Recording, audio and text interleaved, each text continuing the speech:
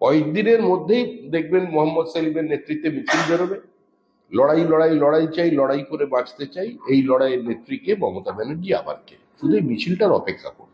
এই জোটই তো ঝাড়খণ্ডে ক্ষমতায় এলো, ইন্ডি জোটই তো ক্ষমতায় এলো, এসেছে, মানুষ ভোট দিয়েছে, ওখানে এসেছে, নির্বাচনে যেতে হারবে, এই তো মহারাষ্ট্রকে পুরো উড়িয়ে দিয়েছিলেন। মহারাষ্ট্রের জয় প্রমাণ করে দিল যে যারা বালা সাহেব ঠাকরের মতাদর্শের সঙ্গে, তার দেখানোর পথের সঙ্গে বেইমানি করেছে, বিশ্বাসঘাতকতা করেছে, যারা সমস্ত মারাঠিদের ইতিহাসকে বিকৃত করে দিয়েছে, মানুষ আজকে তাদের প্রত্যাখ্যান করেছে।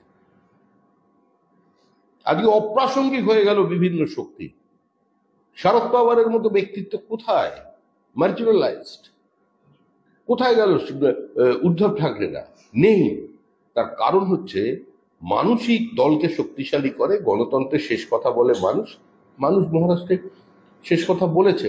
বুদ্ধকল নেই, রিগিং নেই, ছাপ্পা নেই, থান কাপড় নেই, ব্যালট বাক্স লুট নেই, কিংবা ব্যালট খেয়ে ফেলা নেই।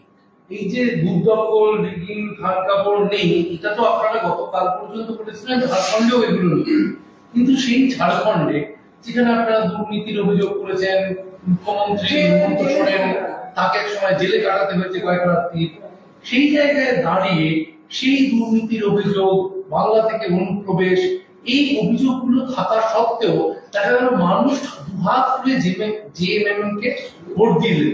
এই যে শিবু সোরেনের লেগাসি নিয়ে হেমন্ত সোরেনের আস্থা, এইটা ঝাড়খণ্ডে হঠাৎ করে তার এই কাজে সেটা নিঃসন্দেহে সেটা চিন্তার বিষয়, সেটা আমাদের দল দেখবে। আমি তো বলছি, জয় কিংবা পরাজয়, ফলাফল যাই হোক, প্রত্যেকটা রাজনৈতিক দল সেটা নিয়ে চিন্তা ভাবনা করে। আমি বিজেপির সর্বভারতীয় নেতা নই। পার্টি এটার বিশ্লেষণ করবে, পার্টি আত্মসমীক্ষা করবে, পার্টি আমাদের সংগঠিত 365 দিনের দল, আমরা এটা নিয়ে চিন্তা ভাবনা করবো। আবার যদি উল্টোটাও দেখেন, আপনি দিল্লির যিনি মুখ্যমন্ত্রী, তিনিও তো জেলে ছিলেন, প্রতিহিংসার রাজনীতি বলেছিলেন। লোকসভা নির্বাচনে দিল্লির ফলাফল দেখুন, কোনো প্রভাব নেই। ফলে এগুলো সবসময় যে রাজনীতিতে প্রভাব ফেলবে, এটা মনে করার কোনো কারণ নেই। আবার প্রভাব ফেলে না, এটাও ভাবাটা উচিত না। বাংলার এই ফলাফল নিয়ে আজকে ফিরহাদ বলেছে যে যারা ক্লাস 1 পাস করতে পারে না, তারা ক্লাস 12 এর এক্সাম দিয়ে তারা পাস করবে। মানে 26 এর নির্বাচনকে লক্ষ্য করে বলেছেন 26 এর নির্বাচন পর্যন্ত ফিরহাদ হাকিম তৃণমূল কংগ্রেসে থাকুন, এটাই আমরা চাই। স্বমহিমায় থাকুন, এটাও আমরা চাই। আগে উনি ওনার জায়গায় থাকুন। হট করে চেয়ার, এখন তো বয়স হয়েছে, হট চেয়ার যদি টেনে নিয়ে যান, তাহলে শেষের দিকে মানে সিদ্ধারায় চোট পাওয়ার সম্ভাবনা আছে বসতে গেলে। সেইটা উনি দেখুন, সেই চোট থেকে বিরত থাকেন। আজকে আরেকটি মন্তব্য করেছেন, একই প্রসঙ্গে তুলে ধরছি। তিনি আত্মসমালোচনা করে কর্মীদের হুঁশিয়ারি দিয়ে বলেছেন, টকটুন মেয়ারে বাড়ি ভাঙা নিয়ে কোন প্রসঙ্গে লোকে ফোন করছেন, বলে আমাদের কর্পোরেশন না বলে কর্পোরেশন বলছেন। আপনারা না পারলে বলুন, আমি পুলিশ কমিশনারকে গিয়ে বলবো, ফোর্স নিয়ে যাবো। এই অসম্মানের হাত থেকে তো বাঁচতে হবে। মানুষ তো আস্থা রাখতে পারছে না আমাদের কর্পোরেশনের উপর। এইগুলো শুধুমাত্র আপনাদের সাংবাদিকদের ব্যস্ত রাখার জন্য স্টেটমেন্ট।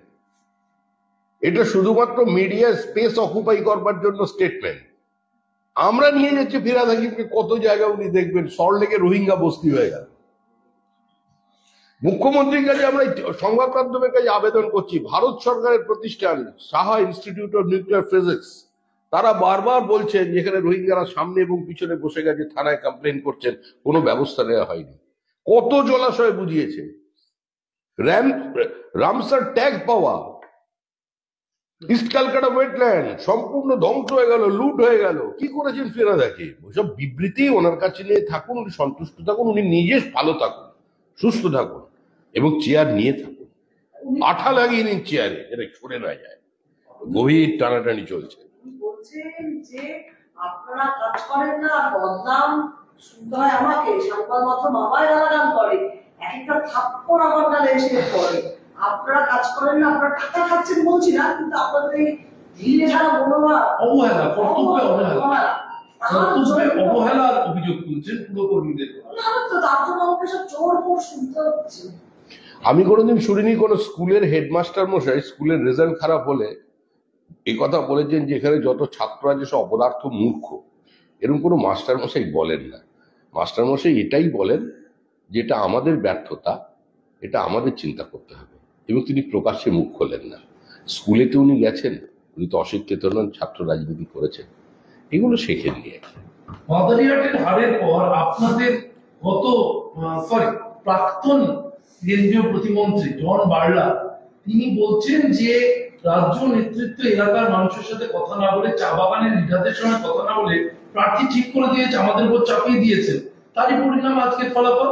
যদি এখনো রাজ্য নেতৃত্ব ঠিক না হয়, আগামী দিনে উত্তরবঙ্গের সব জেলাতে বিজেপি কিন্তু হারতে চলেছে।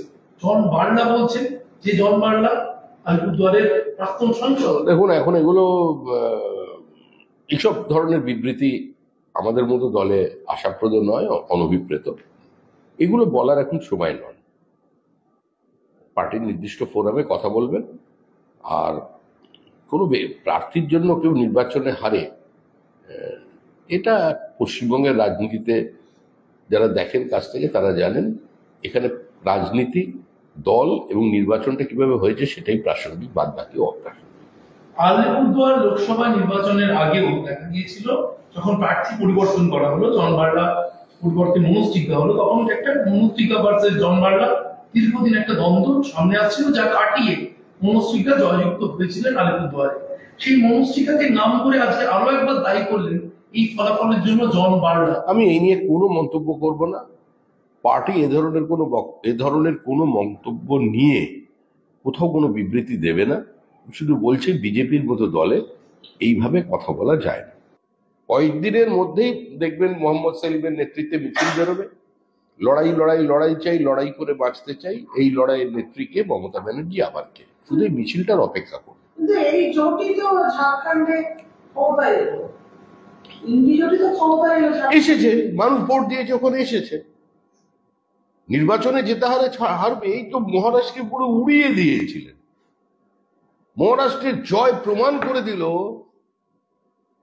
যে যারা বালা সাহেব ঠাকরের মতাদর্শের সঙ্গে, তার দেখানোর পথের সঙ্গে বেইমানি করেছে, বিশ্বাসঘাতকতা করেছে, যারা সমস্ত মারাঠিদের ইতিহাসকে বিকৃত করে দিয়েছে, মানুষ আজকে তাদের প্রত্যাখ্যান করেছে।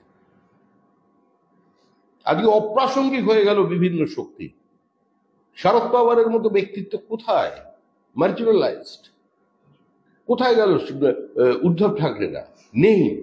তার কারণ হচ্ছে মানুষই দলকে শক্তিশালী করে, গণতন্ত্রের শেষ কথা বলে মানুষ। মানুষ মহারাষ্ট্রে শেষ কথা বলেছে। বুথদখল নেই, রিগিং নেই, ছাপ্পা নেই, থান কাপড় নেই, ব্যালট বাক্স লুট নেই, কিংবা ব্যালট খেয়ে ফেলা নেই।